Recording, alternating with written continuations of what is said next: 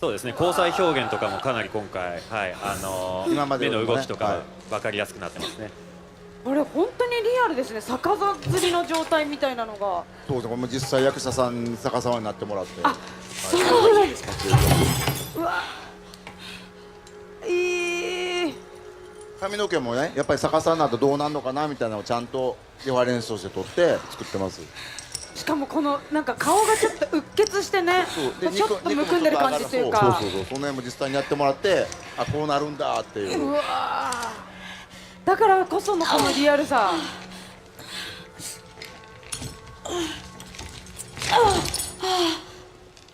どういう状況。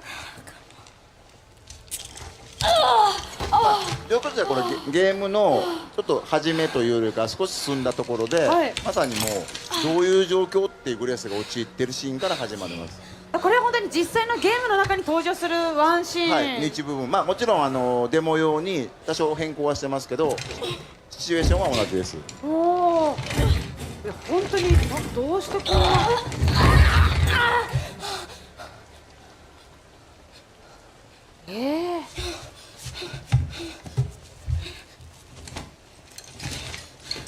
まあ、なので本当にここどこってところからどんどん脱出を目指していただければ。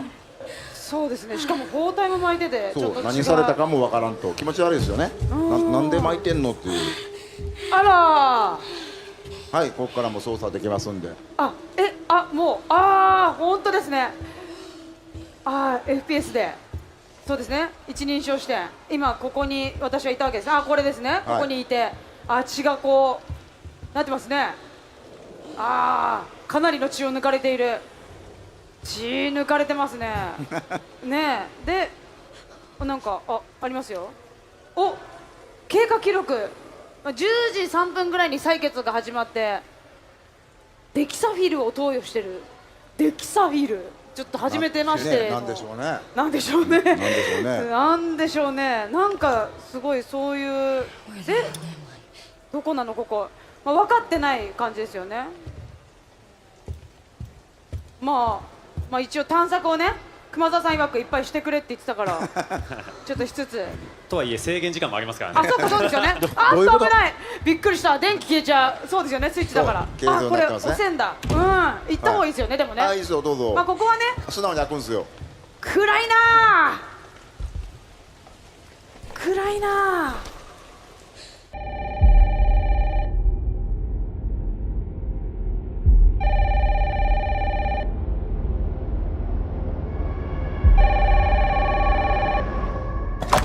Hello?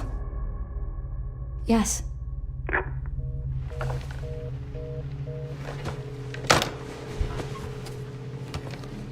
Who was it? Dunno.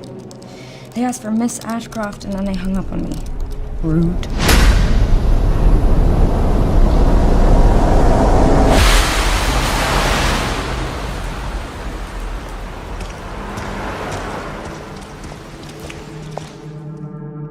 Oh, you're FBI?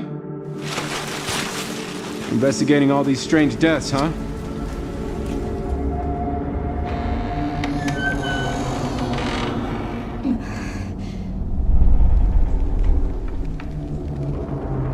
Grace. Stay close to me. I'm coming! Keep moving. What's wrong? I'll explain later.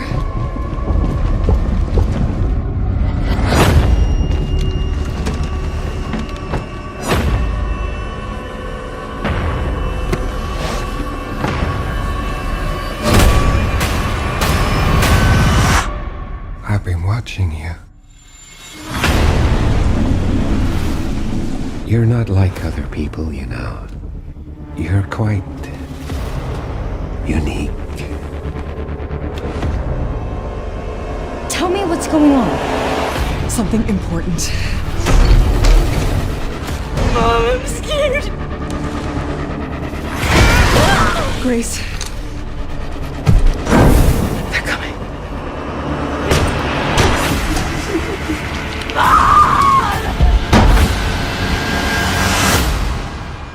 There's no escaping your destiny. 開発のコンセプトは病みつきになる恐怖というのを掲げてます。恐怖を乗り越えるね、気持ちよさ、そこのカタルシスってやっぱこう脳汁が出るんですよね。それ自体がもっとやりたい、遊びたいっていう中毒性を生む。そこに徹底的にフォーカスしてみたら怖いけどゲームとしても楽しい、そういうのが作れるんじゃないかなっていうのがレクイエムの出発点でした。バイオハザードレクイエムは、シングルプレイかつ、オフラインのゲームとなっています。バイオハザードで一番重要なのは恐怖体験だと思うんですけれども、今作においてはその恐怖体験っていうところに、しっかりとフィーチャーした内容に仕上がっているんじゃないかなと思ってます。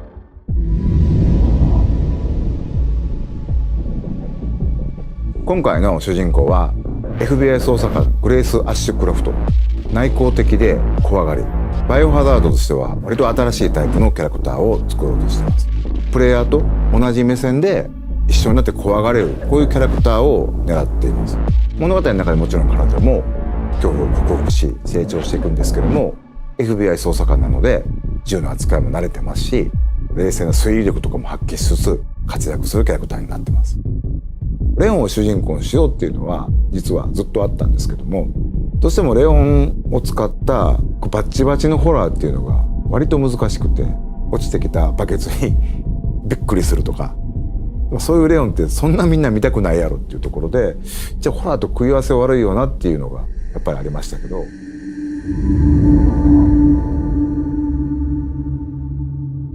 ファーストトレーラーご覧になって分かるように、グレース自身がすごいいろんな目に遭うんですね。 PV で断片的には入ってるんですけれども、逆さずり一つとっても顔の赤らみ、高揚感であったりとか、うっ血してる表現、あとは髪の毛もかなり力を入れてまして、自分たちでスタッフと一緒にプロの方を呼んで実際にウィッグを使ってそこからシミュレーションして CG に落とし込んだりとかもしています。バイオハザードレクイエムはですね、一人称視点と三人称視点2つの視点で自由に切り替えながら遊ぶことができます。主観視点だとその恐怖を間近に感じることができて、緊張感のある臨場感のあるゲームプレイっていうのが可能になります。三人称視点だとキャラクターの肩越しでの視点というところでアクション、そういったところがよく見えるゲームプレイになると思いますので、アクションが好きだなって思う方には三人称視点の方がおすすめです。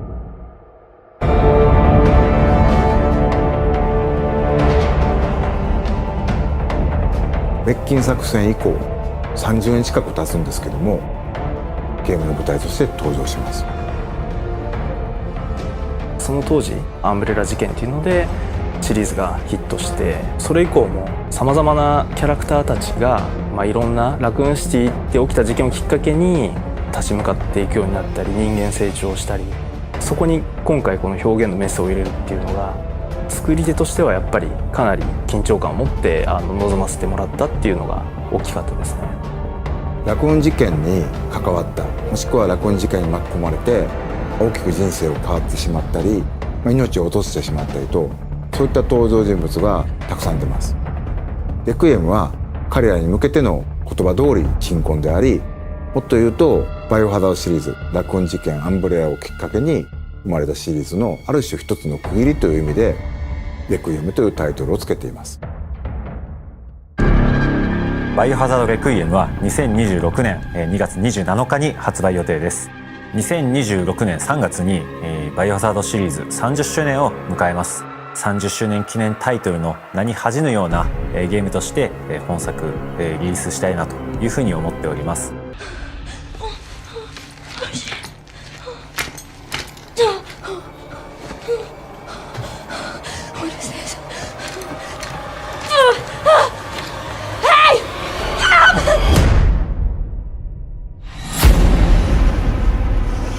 Stay close.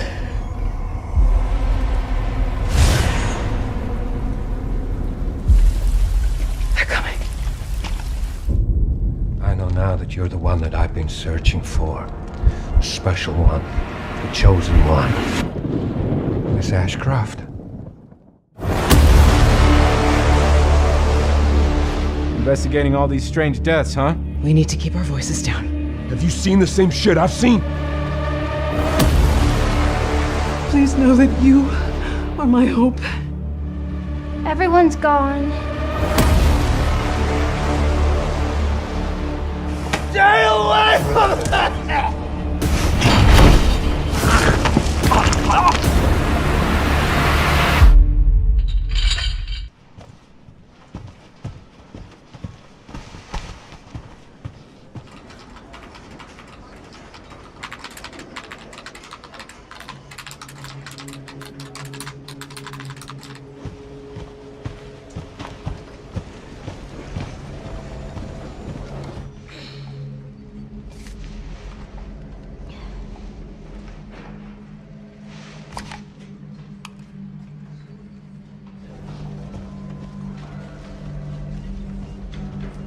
Grace. Grace. Grace Ashcroft. Yes? My office.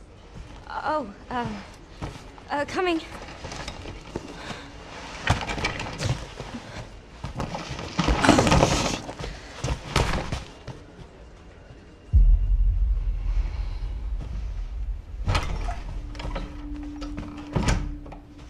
If this is about the report you asked for yesterday, it'll be ready in 3. No, 2 days, tops. Put a hold on that for now. We found another body. One that exhibits the same pathology as the others we've been investigating. Now, I need a good technical analyst on this. Okay.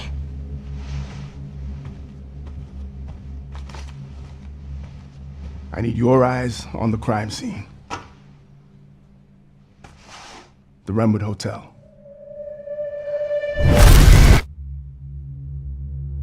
I know that's where your mother was murdered. Alyssa died 8 years ago. Perhaps it's time for you to face the past.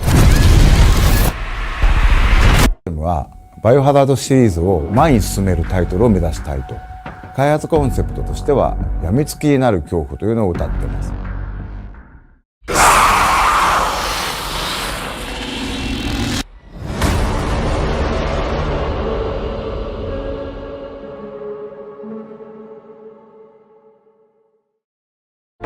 バイオハザードレクイエムはシングルプレイかつ、オフラインのゲームとなっています。いろんな、要素を詰め込むっていうことは、できたと思いますし、実際我々もこのタイトルのごく初期では、いろんなシステムの検討っていうのを行ったんですけれども、よく噂はされてますけど、オンラインのバイオハザードですとかオープンワールドバイオハザードですとか、そういったところを試してみたりっていうのを長いことやってました。で結果としてですね、面白みのあるもの自体はできたんですけども、ファンが見たいもの、やりたい体験ってそういうことじゃないんじゃないっていうところで、仕切り直した結果、今のバイオハザードレクイエムっていうのが生まれました。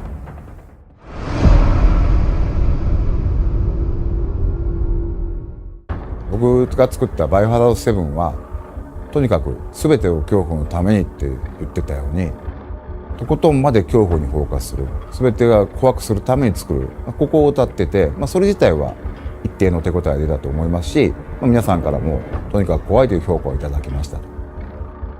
それからバイオハザードシリーズはリメイク2、ゲームプレイでしっかり怖さを感じられるタイトルでした。それから RE4、ゲーム性自体はアクション性強いんですけども、高い緊張感ですとか全体で醸し出すムードといったところで、やはりしっかりとした恐怖感を感じられると。恐怖のいろいろな発展っていうのを僕らは見つけてきたのもあったんですよね。そういうところでセブンで作った恐怖、これをコアにしつつゲームとしても一つ前に進めたい、そういう思いで作ったのがレクイエムです。病みつきになる恐怖というのはですね、恐怖というのをコアにしつつ、それでもやめられない、もっと先が見たいし、死んじゃったんだけどこうしてみたらよかったんちゃうかなとか、次はこうしよう、そしてその恐怖を乗り越えた時の達成感でもっとやりたい、中毒性があるぐらい病みつきになると、こういったゲームプレイ体験を作ろうじゃないかっていうのがレクイエムの目指したものです。フィルムノワールは映像的に端的にモノクロでっていう意味合いもあったりとかするんですけれども、局所的に街が舞台だったりとかもしますんで、都市部の犯罪であったりとか現代劇の中のサスペンスっていう要素も含まれてます。そういった、金属と反射とフィルムノワールっていう言葉を合わせてメタル&ノワールというコンセプトを掲げました。メタルっていうのは文字の通り、金属であったりとか、CG グラフィックの中では、反射リフレクションを指します。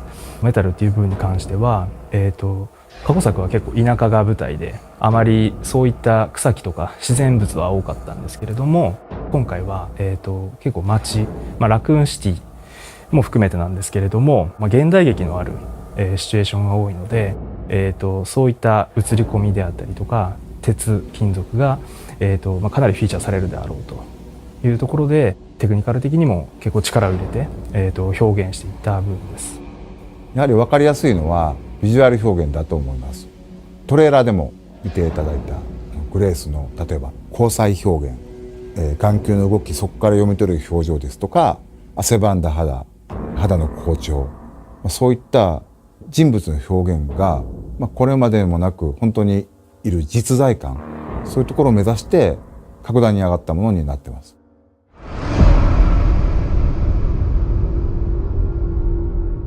コンセプト的には今までにいないようなゲーム中でも知恵と工夫で難局を乗り越える、そういったキャラクター性が出来上がってきました。ホラーをやるっていう上で必然的にそうなっていった部分もあるんですけれども、今までの主人公たちのようなスーパーヒーロー像としたキャラクターではなくて、彼女なりの力で、切り抜けていくと、そういったところが一つの魅力になってます。今までのやっぱりキャラクターにはない、ちょっとその内気な感じ、ある種そのホラーゲームの主人公らしい、キャラクター像になるんでしょうけれども、そういったものがダイレクトに反映できているのではないかなと思ってます。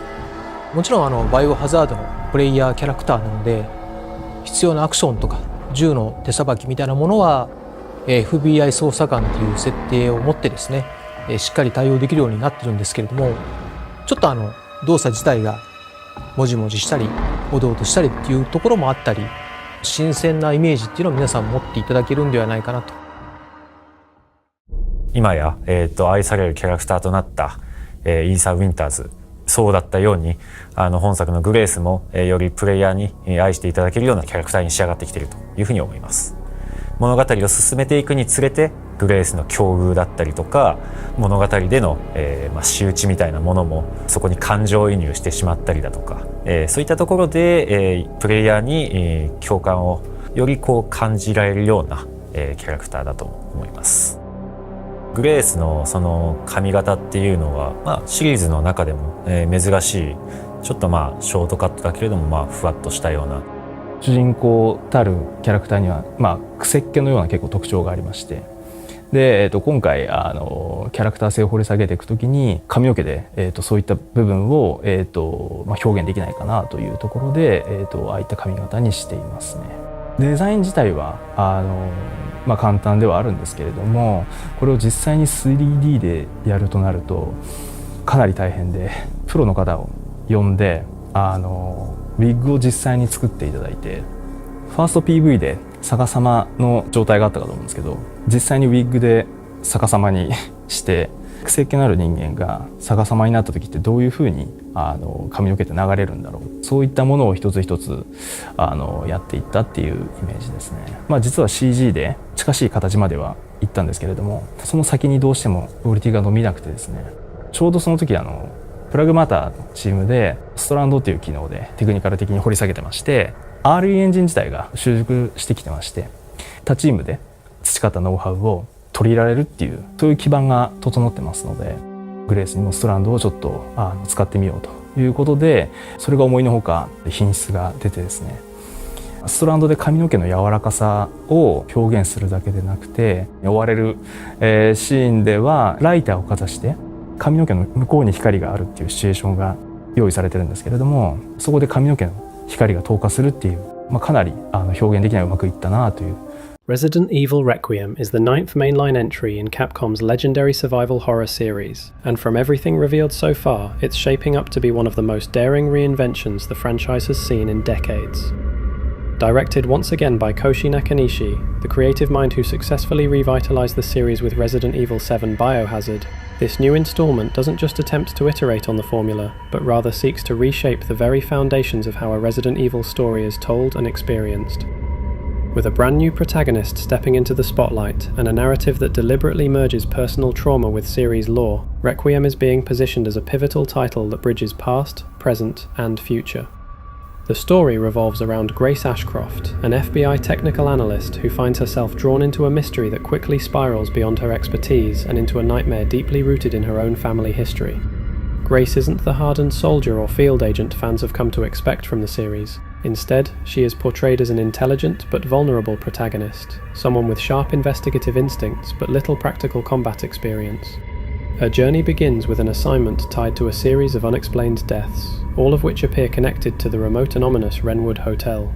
This decrepit, isolated establishment isn't just another haunted environment. It carries deeply personal significance, as it is also the site of her mother's tragic death 8 years earlier.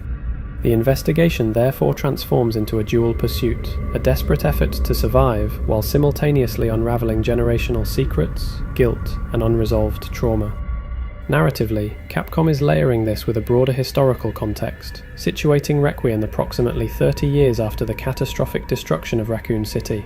For longtime fans, the decision to return to the ruins of the series' most iconic location signals more than just fan service. It represents a confrontation with the legacy of Umbrella's sins and the ripple effects that still haunt the world decades later. Players will not only explore the eerie, derelict halls of the Renwood Hotel, but also trek through a devastated Raccoon City reimagined in grotesque and unfamiliar ways. Collapsed skyscrapers loom in the fog, overgrown streets hide lurking abominations, and familiar landmarks are twisted into nightmarish echoes of the past. For veterans of the franchise, the contrast between nostalgia and decay is deliberately unsettling, reminding players that while the past cannot be forgotten, neither can it be trusted. One of the most striking gameplay innovations lies in the ability to seamlessly switch between first-person and third-person perspectives, a feature that unites the two distinct approaches Capcom has experimented with over the last decade. Where Resident Evil 7 and Village immersed players through claustrophobic first-person tension, and the Resident Evil 2 and 3 remakes perfected the over-the-shoulder cinematic viewpoint, Requiem allows players to engage with both in real time. This duality is not a superficial toggle, but a core mechanic that reshapes the experience depending on context. Investigating cramped corridors in first person heightens anxiety, making every creak of the floorboards feel immediate, while switching to third person during combat provides broader spatial awareness and a tactical edge. Players can even experiment dynamically, deciding in the moment how they wish to experience a given scenario, effectively tailoring the horror to their own psychological tolerance. Of course, the foundations of survival horror remain intact. Players will scavenge for scarce ammunition, juggle inventory slots, and solve intricate puzzles woven seamlessly into the environment. But Capcom has added a new wrinkle to the formula with a stalking system that ensures dread never truly dissipates. At the heart of this system is a terrifying new pursuer, an adaptive monster designed to embody primal fear itself. This enemy is not simply a hulking brute like past tyrant variations, but a cunning predator capable of climbing walls, crawling along ceilings, and cutting off escape routes with predatory precision. Grace, unequipped for direct confrontation, must rely on stealth, evasion, and resourcefulness to survive. Tools such as throwable bottles can be used to create diversions, light sources can be manipulated to shape visibility, and Grace's limited investigative gadgets add layers of improvisation to encounters. Over time, she grows stronger through progression systems, but the creature evolves as well, forcing players into an escalating arms race of survival, where safety is always temporary and terror is constantly renewed. Visually, Resident Evil Requiem represents the most ambitious leap forward for the franchise since the adoption of the RE engine. Internally referred to as RE Next, this evolved technology harnesses full path traced lighting, advanced ray tracing pipelines, and cutting-edge upscaling options like DLSS, XESS, and FSR to deliver unparalleled atmosphere cross-platforms. The game's environments are more than backdrops. They are characters in their own right, built with obsessive detail that plays directly into the horror experience. Broken glass catches faint light in corridors. Fog rolls in unpredictable patterns that obscure lurking threats, and weather conditions dynamically alter not only the mood but also player strategy. Heavy rain can dampen sound and conceal footsteps. Flickering bulbs may reveal just enough of an enemy before plunging players back into darkness, and collapsing architecture forces constant adaptation. Capcom has emphasized that immersion is paramount, and nowhere is this more evident than in the audio design. Every creak of rotting wood, every distant growl echoing through empty streets, and every strained breath from Grace amplifies the oppressive atmosphere, ensuring that tension is never far behind. From a technical standpoint, Requiem is confirmed for PlayStation 5, Xbox Series XS, PC, and Nintendo Switch 2, marking the first time in nearly 2 decades that a mainline numbered Resident Evil has launched on a Nintendo system. For fans, this is a historic milestone, reminiscent of the GameCube exclusivity deals of the early 2000s.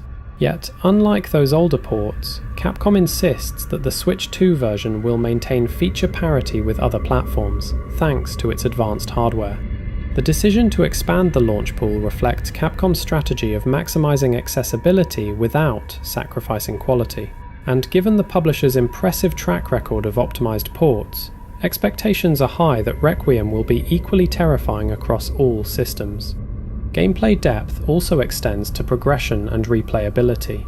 While Grace begins the story underpowered, progression systems gradually allow her to unlock new abilities, improved stamina, and enhanced survival tools. Yet, Capcom has deliberately resisted the temptation to turn her into a fully weaponized hero. The core identity of the game remains one of vulnerability and resourcefulness. Even as Grace grows stronger, the world grows darker, with enemies adapting to her strategies and environments morphing into more hostile iterations. This evolving tension feeds into Requiem's multiple endings and New Game Plus mode, encouraging players to replay with new knowledge, uncover deeper secrets, and test themselves against heightened difficulty modifiers. For a series built on both survival and mystery, this layering of replayability ensures longevity far beyond the initial campaign. Now you can enjoy the screenshots without any interruption. Enjoy!